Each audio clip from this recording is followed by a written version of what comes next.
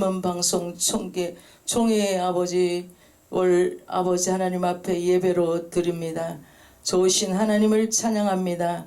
오늘도 성령 이곳에 하감하여 주시고 이곳에 임재하여 주시고 기름 부어 주셔서 아주 부족하고 연약한 종이 감히 두려움 없고 떨리는 마음으로 하나님이여 강단에 섰사옵니다. 주여 아버지 성령께서 붙잡아 주시고 아버지 능력으로 충만케 도와주시옵소서. 감사하며 예수님의 이름으로 간절히 기도드리옵나이다. 아멘. 제가 오늘 오는데요, 저를 좋아해서 목사님 매니저로 모시겠습니다 가지고 계속 저를 모시고 다녔는데 오늘은 안에 왔는데 차를 갖고 와야 되는데 오토바이를 갖고 왔어요. 제가 너무너무 화가 나서 여기까지 목사님 모시고 간다는 거예요. 그래서 사단이가 이미 알고 마음을 심기를 불편하게 하더라고요. 그래서 버스 타고 간다. 그래서 좀 늦었습니다. 제 성격은 워낙 일찍 가는 성격인데 그래가지고 버스를 두고 또 화가 나니까 딴 데로 막 올림픽 저쪽으로 막 가가지고 또 거기서 내려서 또 택시 타가지고 방위 시장에 와서 30번 타면 요 앞에서 내리더라고요. 너무 황가해. 엊그제 목사님한테 연락받고 제가 또 잠실의 병원에 또 입원했습니다. 어제. 그래서 말씀을 목사님 11시까지 달라고 했는데 또 새벽 기도 중에 또 하나님의 말씀을 또 바꿔주시더라고. 장막 털을 넓히라는 말씀을 주셔서 오늘 은혜 서로 나누겠습니다. 말씀의 제목은 장막 털을 넓히라. 이사야 54장 1절에서부터 3절의 말씀입니다. 고대 세계에 결혼한 여인이 자식을 낳지 못한다면 굉장한 수치였습니다. 사무엘상 1장에 한나가 그랬습니다. 남편은 그를 끔찍히 사랑하고 갑절로 많은 물질을 주었지만 그녀는 눈물로 세월을 보내지 않을 수가 없었습니다. 그녀는 하나님 앞에 나아가 통곡하며 기도할 정도로 마음이 괴로워졌습니다. 그녀는 또 하나님께 이렇게 고백했습니다. 사무엘상 1장 15절의 말씀입니다. 나는 마음이 슬픈 여자라. 오늘 본문 1절에 이스라엘의 백성은 한나처럼 잉태하지 못하고 출산하지 못하고 상고를 겪지 못한 여인과 같았습니다. 얼마나 마음이 괴롭고 슬펐겠습니까? 그런데 하나님은 괴로워하며 슬퍼하는 이스라엘 백성에게 노래할지어다라고 거듭 촉구하고 있습니다. 동역자 여러분, 마음이 괴롭고 슬픈 자가 어찌 노래를 할 수 있겠습니까? 마음이 즐겁고 기뻐야만 노래가 나오는 법입니다. 그 심령이 기뻐야 하나님 앞에 찬양을 드릴 수가 있는 것입니다. 또 말씀을 전하는 자도 마찬가지입니다. 이 심기가 불편하면 말씀을 제대로 전할 수가 없습니다. 그동안 이스라엘은 자식도 없고 홀로 된 여인이었지만 이제는 남편이 있는 여인의 자식보다 더 많은 자식을 갖게 될 것이라고 말씀하고 있습니다. 여기서 자식을 많이 주시겠다는 말씀은 이스라엘을 회복시켜 주시겠다는 의미입니다. 하나님은 이스라엘 부흥을 주시고 강성하게 해주시고 번창하게 해주시고 창답케 해주십니다. 오늘도 이 세계 선교복지 신문 방송도 장막틀을 넓혀 더 좋은 곳으로 이전해서 하나님 앞에 크게 영광 돌리는 신문 방송 총회가 될 줄 믿습니다. 아멘.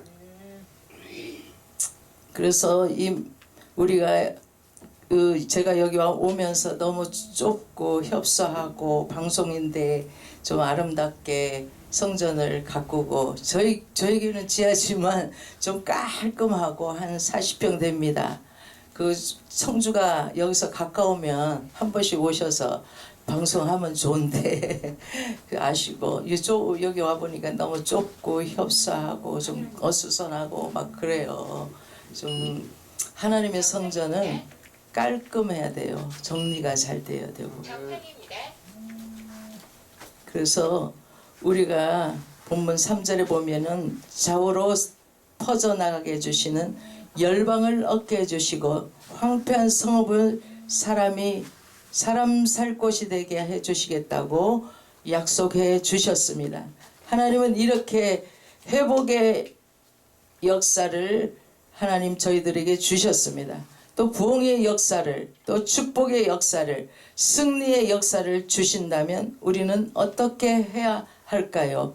본문 2절에 보면은 내 장막을 넓히며 내 처소의 휘장을 아끼지 말고 널리 펴되 너의 줄을 길게 하며 너의 말뚝을 견고히 할지어다.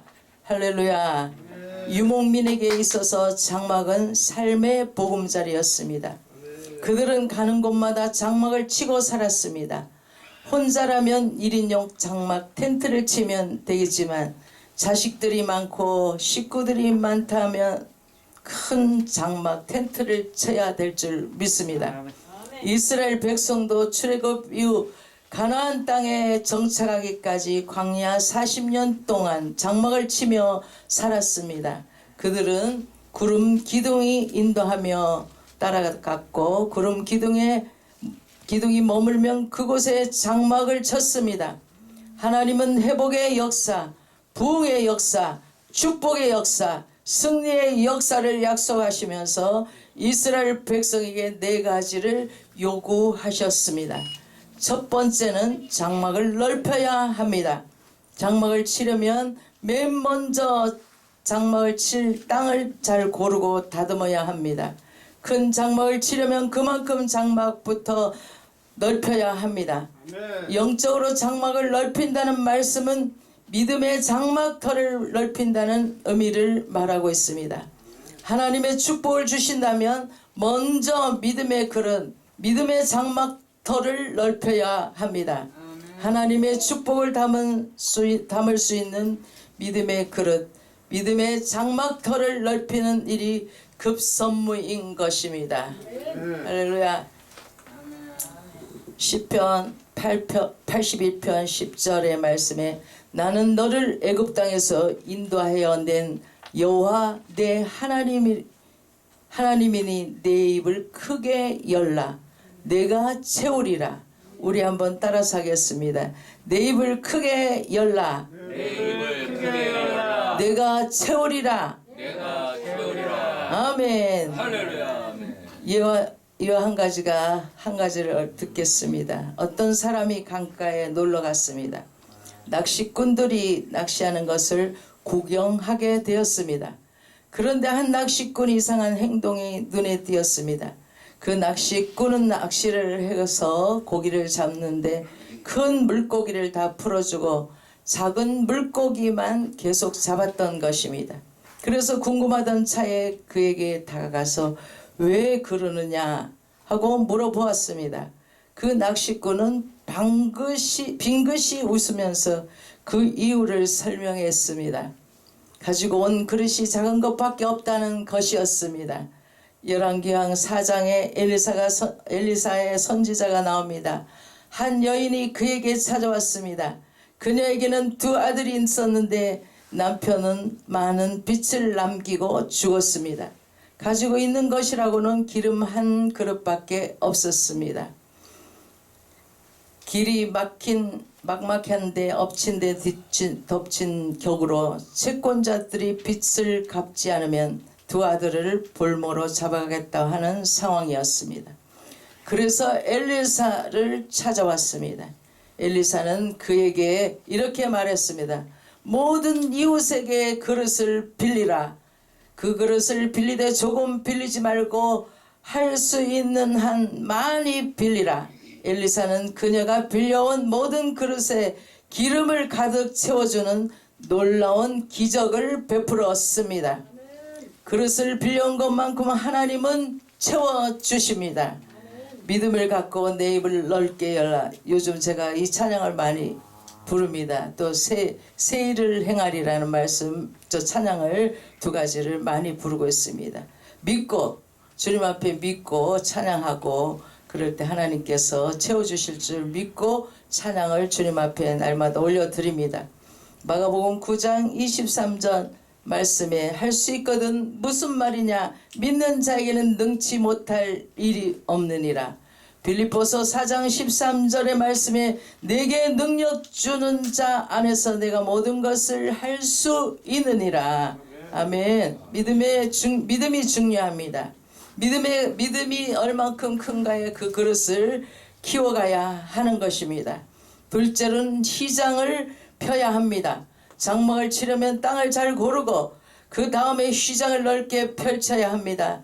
휘장을 아끼지 말고 널리 펴라고 주님은 말씀합니다.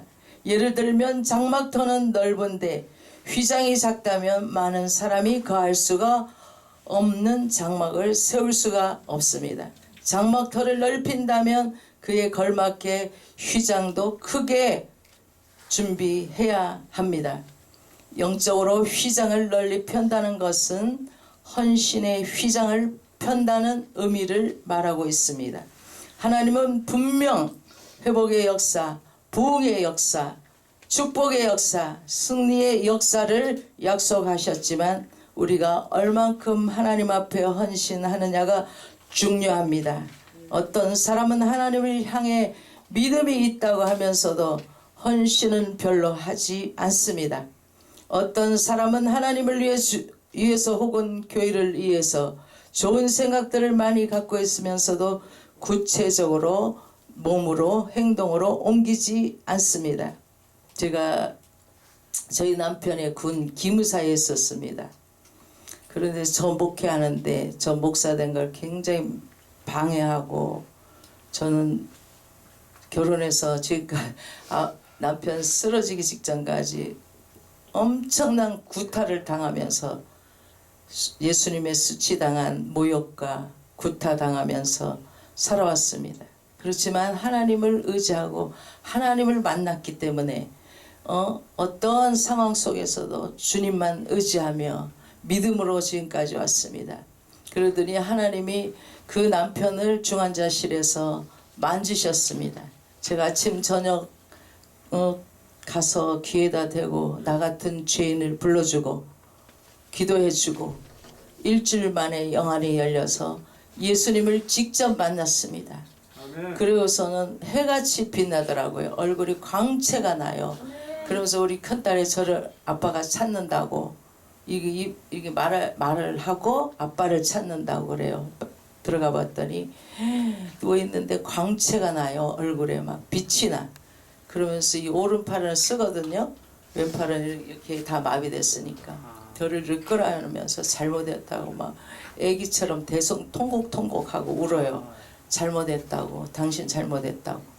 제가 그 쓰러지기 2, 3년 전에 우리 남편이 저한테 한마디만 여보 미안해 한마디 하면 제 속에 분노, 상처, 아픔 모든 게 다 씻어질 것 같은데 그런 마음을 줬는데 또 아니지. 내가 해라 해서 용서를 구하면 그건 아니지. 주님이 하셔야지 하면서 마음을 접었어요. 그랬더니 주님이 하셨습니다. 그 마음을 움직여서 예수님을 만나가지고 처음에는 예수님 만난 거 좀 얘기하려니까 안 해요. 시시시시. 그래요. 한 1년 지난 다음에 물으니까 막 울면서 애기가 됐어요. 울면서 당신한테 잘하래. 예수님이 당신한테 잘하래. 그리고 또 뭐라고 말하더냐고. 그랬더니 모든 사람한테 잘하라고 예수님이 그러더래요. 그러면서 지금 9년째 누워 있거든요. 이번 지난주에 충대병원에 또 안 좋아서 들어갔습니다. 그래도 저는 작은 일에 주님 앞에 남은 영생 충성을 해야겠다는 마음을 먹고 오늘 이 자리까지 왔습니다. 여러분도 힘을 내시기 바랍니다. 그래서 하나님 분명히 회복의 역사, 부흥의 역사, 승리의 역사를 해주십니다. 행동으로 옮기지 않는다면 그 좋은 생각, 그 많은 생각들이 무슨 의미가 있겠습니까? 헌신하지 않는다면 아무리 믿음의 그릇이 크다가 할지라도 그 믿음이 무슨 의미가 있겠습니까? 디모데후서 2장 15절의 말씀에 너는 진리의 말씀을 옳게 분별하며 부끄러울 것이 없는 일꾼으로 인정된 자로 자신을 하나님 앞에 드리기를 힘쓰라. 아멘. 헌신해야 합니다. 하나님 앞에. 저도 이제 사명을 내려놓으려고 한 3년 전에 하나님 저 이제 나이도 많잖아요. 젊은 여종들 많잖아요. 이제 저 접겠습니다 하는 이 심령의 이 마음에 그런 마음을 갖고 제가 협력하던 교회를 가서 오후에 찬양인도 하고 예배를 드리는데 그 목사님이 오늘은 김아원 목사님만 보여준다고 그리고 막 그림을 그리더니 워커를 양쪽에 이따만 하는 거 신은 사람은 처음 봤대요. 근데 오른쪽을 삐딱하게 했대요. 그러면서 사명 내려놓으면 죽습니다 저한테 그러더라고요. 그래가지고 어떻게 내 마음을 알았지 제가 깜짝 놀래가지고 사명막 내려놓으려니까 또 하나님 저한테 암을 주셔가지고 또 암수술도 했습니다. 그 옛날에 어마어마한 능력 은사 자랑이 아니라 하나님이 은혜로 주셨는데 자꾸 사단이가 저를 넘어뜨리려고 능력의 종으로 쓰려고 그러니까 계속 넘어뜨리고 지금까지 좀 올라선 것 같으면 넘어뜨리고 올라선 것 같으면 넘어뜨리고 그래서 기운이 없어요. 통성으로 길로 부르짖고 기도할래도 기운이 없습니다. 힘이 있을 때 주님 앞에 마음껏 부르짖으시기 바랍니다. 아멘. 헌신을 해 어떻게 설명해야 쉽게 이해할 수 있을까요? 이렇게 한번 설명을 해보려고 합니다. 1911년 일제 총독 암살 날 조국을 꾸미고 대한민국 독립 인사들을 대거 체포했습니다. 이것이 그 유명한 105인의 사건이었습니다. 이때 민족 지도자였던 남강 이수근 선생님도 일경에 체포되어 5년간 수감 생활을 했습니다. 그러나 일제는 그의 민족 정신만큼 수감시킬 수가 없었습니다. 담장은 감옥에서 더욱 투철한 신앙인 독립투사가 되었습니다. 그는 여기서 성경을 3번이나 통독하고 기도에 힘쓰고 있었습니다. 후에 남강의 비석에 사람들은 이런 말을 남겼습니다. 일생을 남을 위해 살았고 자신을 위해서는 아무것도 한 것이 없는 사람이 이것이 진정한 헌신입니다. 라고 이렇게 쓰여있다고 합니다.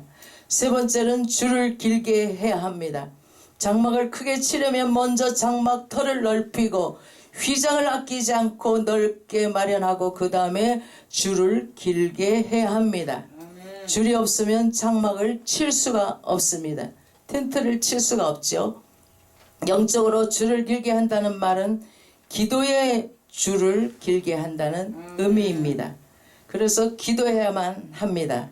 이 기독교가 영적인 일이기 때문에 기도하지 않고는 하나님 앞에 나갈 수가 무슨 일을 할 수가 없습니다. 물론 하나님이 복 주시기로 작정하셨다고 복을 주시겠다고 약속하셨다면 우리가 기도를 하든 안 하든 간에 신실하신 하나님은 반드시 복을 주실 것입니다. 그럼에도 불구하고 기도가 필요합니다. 날마다 아침에 기도, 오후에 기도, 다니엘처럼 하루에 3번씩 성전을 바라보며 걸어가면서 기도, 잠자면서도 기도, 우리 생활에 기도가 되어야 될 줄 믿습니다. 예수님은 제자들에게 기도를 가르치면서 하나님을 이렇게 표현했습니다. 마가복음 6장 8절에 구하기 전에 너희에게 있어야 할 것을 하나님 너희 아버지께서 하시느니라. 다 하시는 하나님이라면 굳이 기도할 필요가 없지 않겠습니까? 그럼에도 불구하고 하나님은 마태복음 6장 9절에 기도하라고 말씀하셨습니다. 다윗은 하나님께 성전을 지어 바치는 것이 소원이었습니다. 그런데 하나님은 다윗 왕에게서 그 마음만 받으시고 그의 아들 솔로몬의 성전을 지어 바치게 하셨습니다. 대신 하나님은 다윗을 전무후무할 정도로 축복을 약속하셨습니다. 다윗 왕은 나단 선지자를 통해 축복의 약속을 듣고 이렇게 고백했습니다. 사무엘하 7장 27절의 말씀에 만군의 여호와 이스라엘의 하나님이여 주의 종의 귀를 여시고 이르시기를 내가 너를 위하여 집을 세우리라 하셨으므로 주의 종이 이 기도로 주께 간구할 마음이 생겼나이다. 동역자 여러분, 성도 여러분, 우리 모두 우리의 장막들을 넓혀 하나님 나라를 확장해 나가는 모두가 되시기를 축원합니다. 할렐루야. 제가 좋아하는 찬양 한 곡 부르겠습니다.